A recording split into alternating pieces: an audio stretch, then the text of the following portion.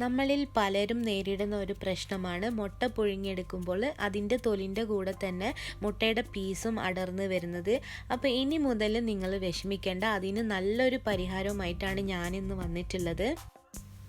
അപ്പോൾ ഇത് പലർക്കും അറിയാവുന്നതായിരിക്കും, എന്നാൽ പോലും അറിയാത്തവർക്ക് വേണ്ടിയാണ് ഈ ഒരു വീഡിയോ. അപ്പോൾ നിങ്ങൾ വീഡിയോ കണ്ടു നോക്കുക. ഇഷ്ടപ്പെട്ടിട്ടുണ്ടെങ്കിൽ എൻ്റെ ഈ ചാനൽ സബ്സ്ക്രൈബ് ചെയ്യാൻ മറക്കരുത്.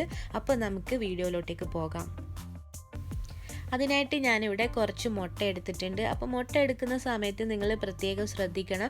പലരും ഇപ്പോൾ ഫ്രിഡ്ജിൽ വെച്ചിട്ടാണ് യൂസ് ചെയ്യാറ്. അപ്പോൾ ഫ്രിഡ്ജിൽ വെച്ച് എടുക്കുകയാണെങ്കിൽ നമ്മൾ ഒരു അരമണിക്കൂർ മുമ്പ് എടുത്ത് പുറത്ത് വെക്കണം. ഇപ്പോൾ നമ്മൾ കേക്കൊക്കെ ഉണ്ടാക്കുന്ന സമയത്ത് മുട്ട എടുത്ത് പുറത്ത് വെക്കാറില്ല, അതേപോലെ തന്നെ ഒരു അരമണിക്കൂർ മുമ്പ് നമ്മളിതൊന്ന് എടുത്ത് പുറത്ത് വെക്കണം. എന്നതിന് ശേഷം മാത്രമേ നമ്മളിത് ബോയിൽ ചെയ്യാൻ പാടുള്ളൂ.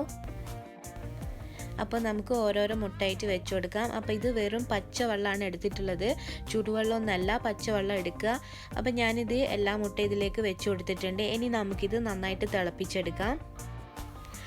ഇതിലേക്ക് ഞാൻ ഉപ്പോ അങ്ങനത്തെ കാര്യങ്ങളൊന്നും ചേർക്കുന്നില്ല. ഇത് നല്ല ഈസി ആയിട്ട് തന്നെ നമുക്ക് ചെയ്തെടുക്കാൻ പറ്റുന്ന ഒരു ടിപ്പാണ്.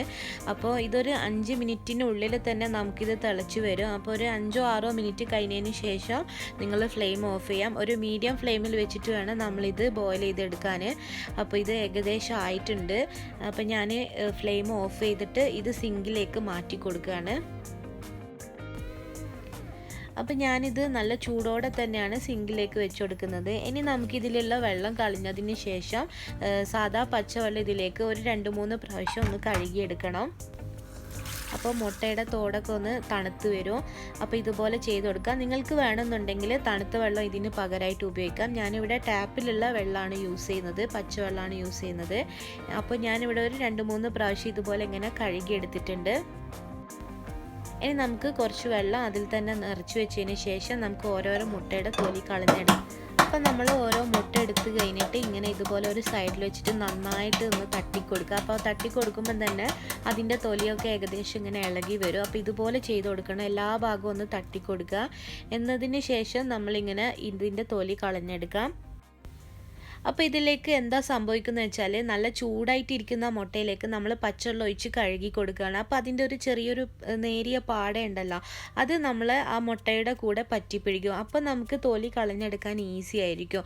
അപ്പോൾ അതിൻ്റെ കൂടെ നമ്മളെ മുട്ടയുടെ പീസൊന്നും വരാതെ തന്നെ നമുക്ക് നല്ല ഈസി ആയിട്ട് തന്നെ കളഞ്ഞെടുക്കാൻ പറ്റും. അപ്പോൾ അങ്ങനെയാണ് ഞാൻ മനസ്സിലാക്കിയെടുത്തോളാം. അപ്പോൾ ഞാൻ ഇതുപോലെ തന്നെയാണ് എപ്പോഴും ചെയ്യാറ്.